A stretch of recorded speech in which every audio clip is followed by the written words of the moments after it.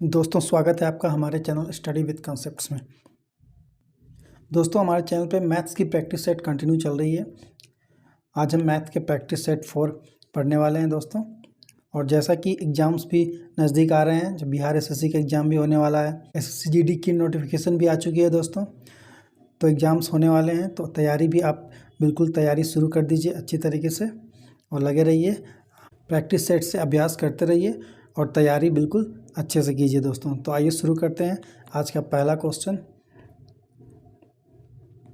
यदि 159 को पहले 367 से और उसके बाद 482 से गुना किया जाए तो इकाई के स्थान पर अंतिम गुणनफल में कौन सा अंक आएगा। ऑप्शंस दिए हुए आपके 2, 4, 6, 3। और दोस्तों ये प्रश्न एसएससी एफसीआई 2012 में पूछा जा चुका है। तो आइए देखते हैं दोस्तों इसे हम कैसे आसानी से सॉल्व कर सकते हैं।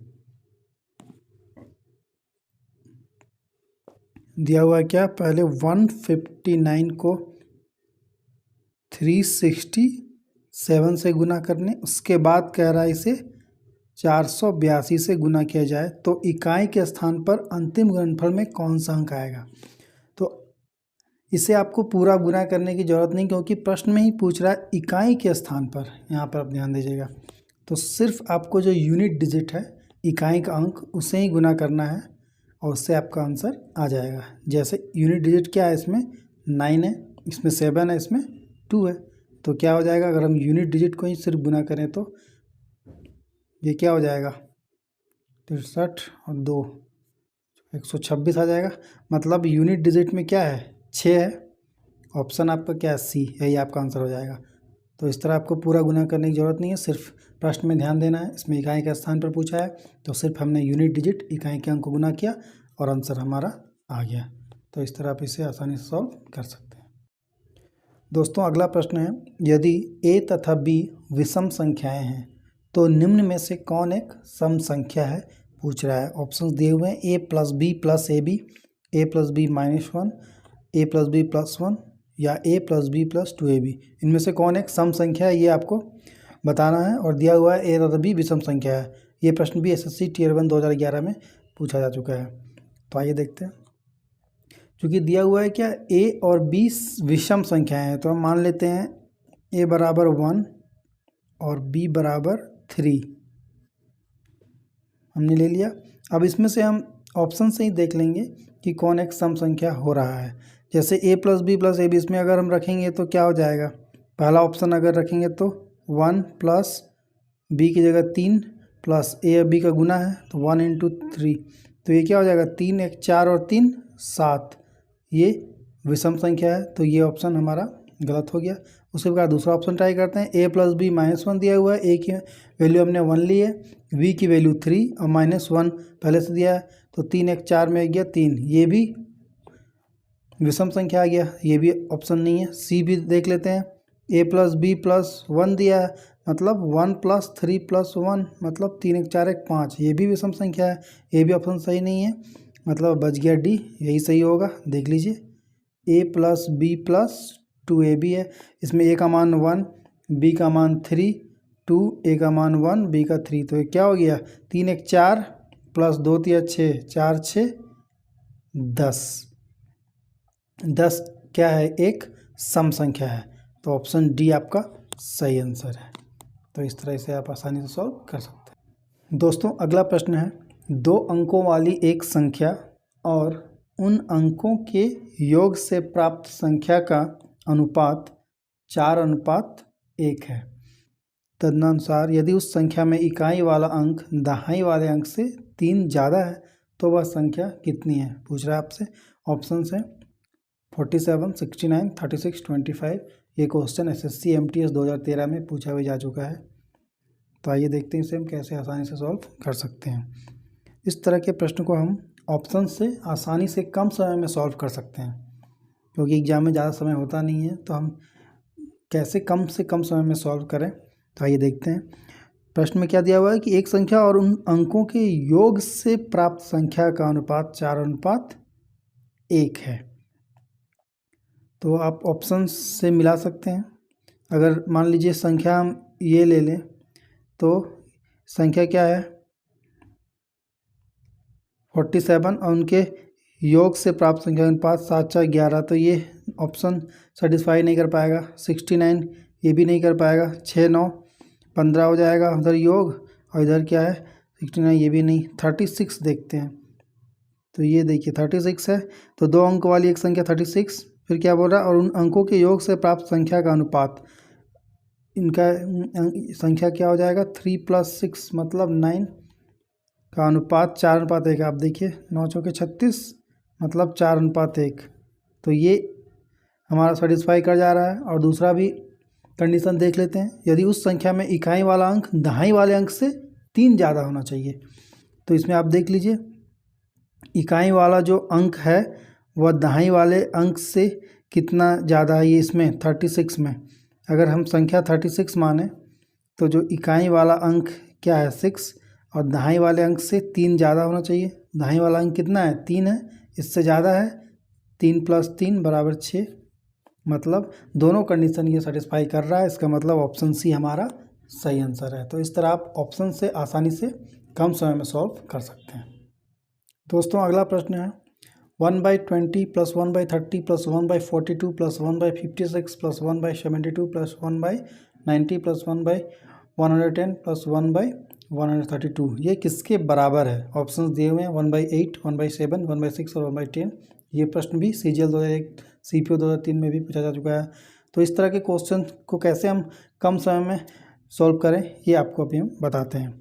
इसमें आपको कुछ नहीं करना है, सिर्फ 1/20 दिया है, 1/30 लिखा है, plus 1/42 plus 1/56 plus 1/72 plus 1/90 plus 1/1110 plus 1/132।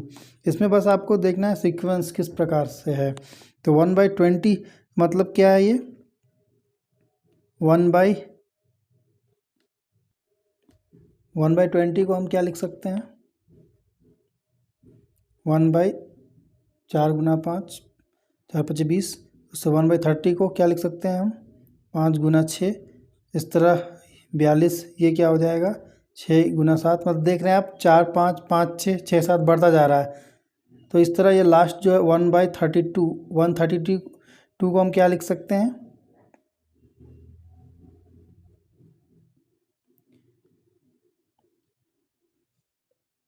दोस्तों 1/132 को हम क्या लिख सकते हैं 1/11 × 12। बस आपको ये सीक्वेंस पकड़ना है, फिर आपको पूरा सॉल्व करने की ज़रूरत नहीं है। सिर्फ आप इसमें क्या करेंगे, फर्स्ट टर्म ले लेंगे जो है 1/4 माइनस जो लास्ट 1/12, बस इसी को आप सॉल्व कर देंगे, यही आपका आंसर हो जाएगा। ये क्या हो जाएगा 4 3 में 1 गया, ये हो जाएगा 2/12, मतलब क्या हो जाएगा 2 × 12 मतलब 1/6। ये आपका सही आंसर है, ऑप्शन आपका सी। तो बस आपको इस पैटर्न देखना है किस तरह ये बढ़ रहा है।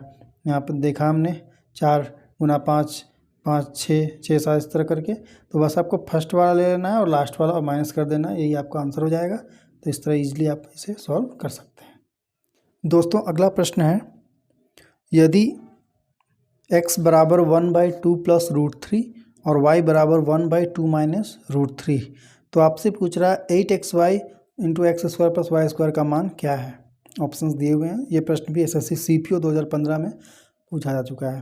तो देखते हैं हम इसे कैसे सॉल्व कर सकते हैं। क्योंकि दिया हुआ है x = 1/2 + √3, एक 1/2 + √3, इसको आप सॉल्व करेंगे, ये बस आपको 2 - √3 ये कर देना, ये हो जाएगा। आप इसे सॉल्व करेंगे तो यही आएगा, देख भी लीजिए आप 1/2 + √3 है, ये क्या हो जाएगा 2 - √3 2 - √3 से आप गुना करेंगे तो ये 2 - √3, ये a + b a - b, तो 2 दूना 4 और √3 का स्क्वायर 3, तो 4 में 3 ये 1, तो बचेगा यही आपका 2 - √3। तो इस तरह डायरेक्टली आप इसे लिख सकते हैं। उसी प्रकार y बराबर क्या है 1/2 - √3, इसे भी आप सॉल्व करेंगे तो ये माइनस है तो प्लस हो जाएगा 2 + √3, अगर यहाँ प्लस है तो ये माइनस हो गया। तो इस तरह आप इजली xy का मान निकल गया। अब आपसे क्या पूछ रहा है 8xy × x² + y², तो इसमें 8 × x का मान हमने क्या निकाला 2 - √3 और y का मान 2 प्लस √3 और x square plus Y square, मतलब 2 माइनस √3 का होल स्क्वायर प्लस 2 प्लस √3 का होल स्क्वायर। अब इसको थोड़ा हम सॉल्व कर लेंगे। तो देखिए ये क्या हो गया, a माइनस बी और a प्लस बी का फॉर्मूला है, तो ये क्या हो जाएगा, a minus B into A plus B, ये होता है a square minus B square. Algebra के वीडियो में मैंने आपको डिटेल्स में बताया था, फॉर्मूला प्रूफ करके बताया था। यदि आप वो वीडियो नहीं देखे हैं तो अलजेब्रा की वीडियो जरूर देख सकते हैं। तो ये आपका हो जाएगा 2 दूना 4 माइनस √3 का whole square 3, A square minus B square formula हो गया। और इधर a माइनस बी का होल स्क्वायर का फॉर्मूला है, तो ये क्या हो जाएगा, a square plus B square minus 2a हो गया ए बी √3, ये हो गया एक। और इधर है, सॉरी ये प्लस है, प्लस यहाँ पर a प्लस बी का होल स्क्वायर है, तो 2 दूना 4 √3 का whole square 3 plus 2ab 2 into √3, a square plus B square plus 2ab। तो ये हो जाएगा 4 में 3 गया 1, 8 बच गया। और इधर सॉल्व कर लेंगे तो क्या हो जाएगा, 4 3 7 माइनस 2 दूना 4 √3 प्लस ये क्या हो गया, 4 3 7 और ये प्लस 2 दूना 4 √3। अब दोस्तों ये क्या हो गया, 8 इंटू 7 माइनस 4 √3 प्लस 7 प्लस 4 √3। तो इसमें प्लस 4 √3 माइनस 4 √3 कट जाएगा, बचेगा क्या, 8 इंटू 7 7 14, ये क्या हो गया आपका 112। तो इस तरह का जो 112 आपका सही आंसर है, ऑप्शन बी आपका सही आंसर है। दोस्तों अगला प्रश्न है, दो संख्याएं 6:13 के अनुपात में हैं, यदि उनका लॉस 468 लघुत्तम समापवर्तक दिया हुआ है, तो उनका आपसे मौत से पूछ रहा है महत्तम समापवर्तक क्या होगा, 12 8 6 4। ये क्वेश्चन भी CGL 2006 में पूछा जा चुका है। तो आइए देखते हैं इसे हम कैसे आसानी से सॉल्व कर सकते हैं। दो संख्याएं हैं 6:13, मतलब 6x और 13x हमने मान लिया संख्या है, और उनका ये जो लॉस क्या हो जाएगा इनका, ये हो जाएगा आपका 78x, और ये आपका प्रश्न में दिया हुआ है 468। तो यहाँ से आप x इजीली निकाल सकते हैं, 468/78, ये आपका क्या हो जाएगा, 6 से कट जाएगा, तो x बराबर 6 हो गया। संख्या आपकी क्या हो जाएगी, 6x और 13x था, तो 6 गुना 13 78 और 13 गुना,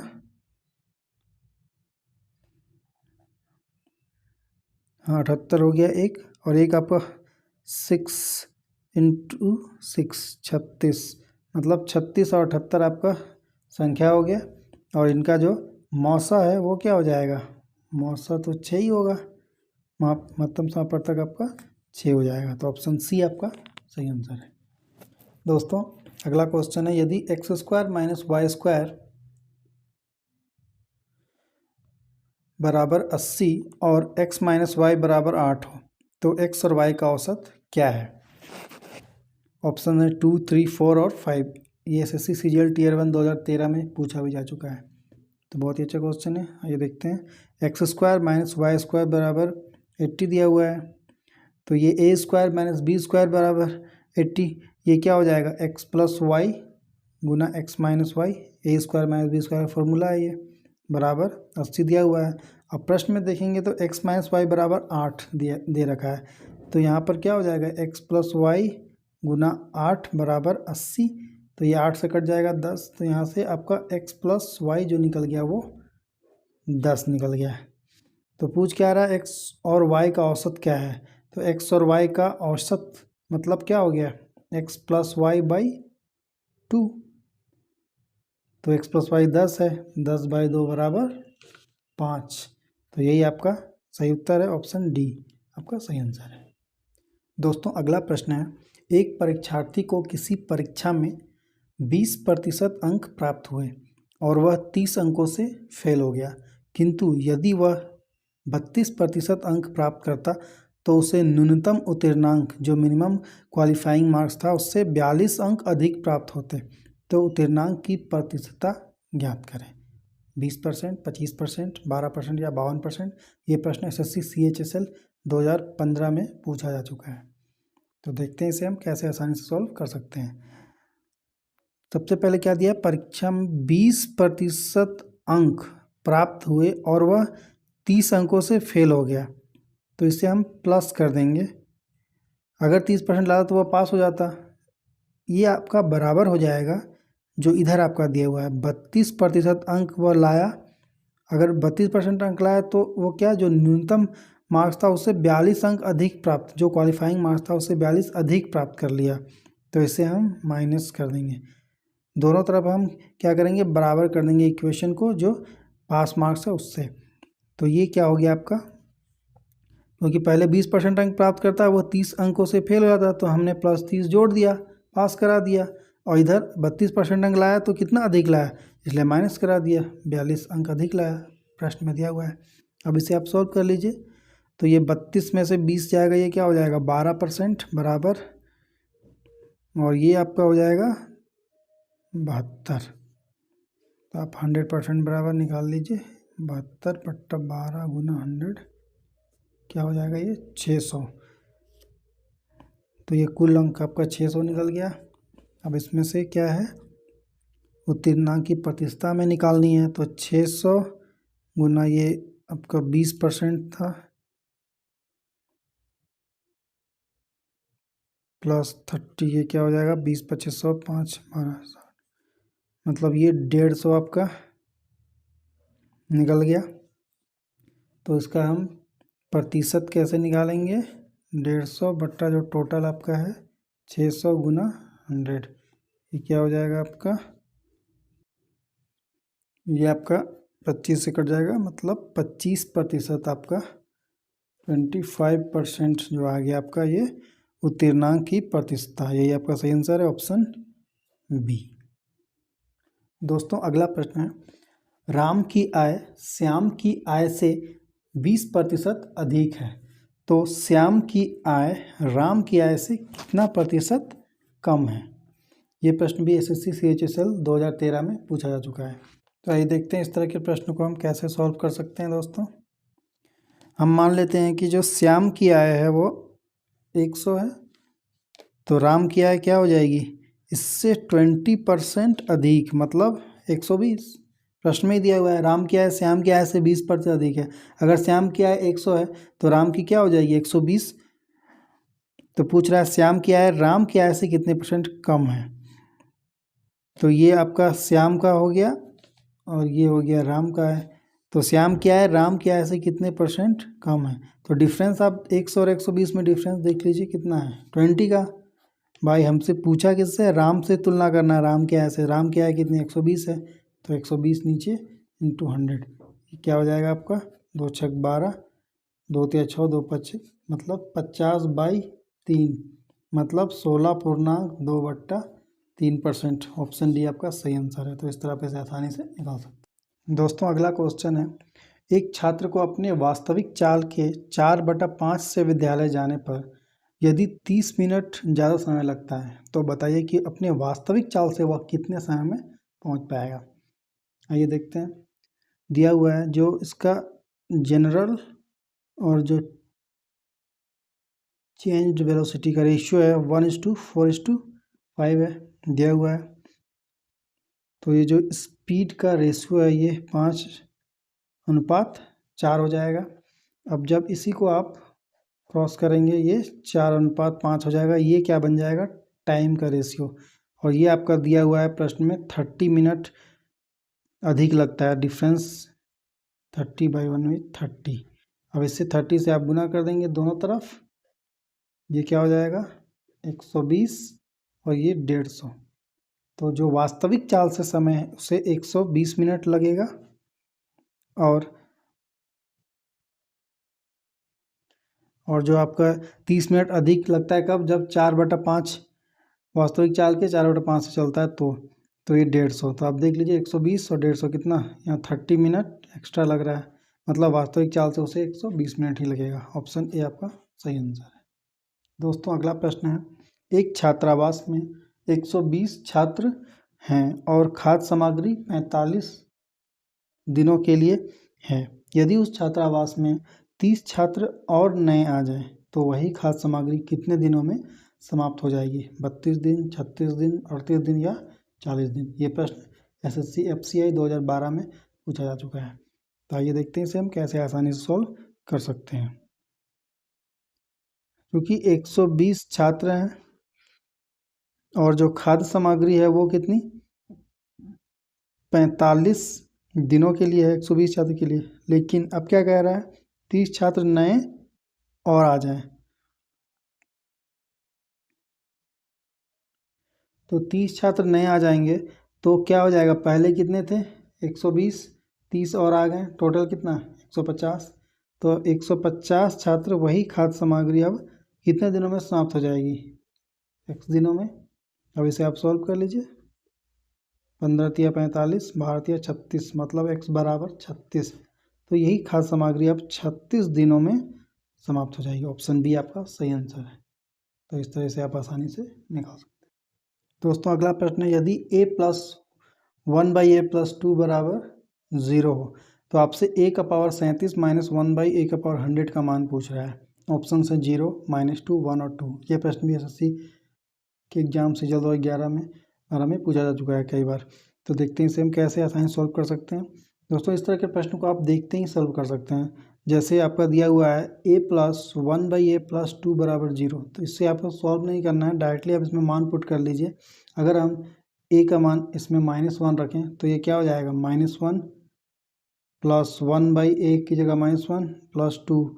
इसे जब सॉल्व करेंगे -1 प्लस -1 प्लस 2 मतलब -2 प्लस 2 0, मतलब इक्वेशन सेटिस्फाई हो जा रहा है।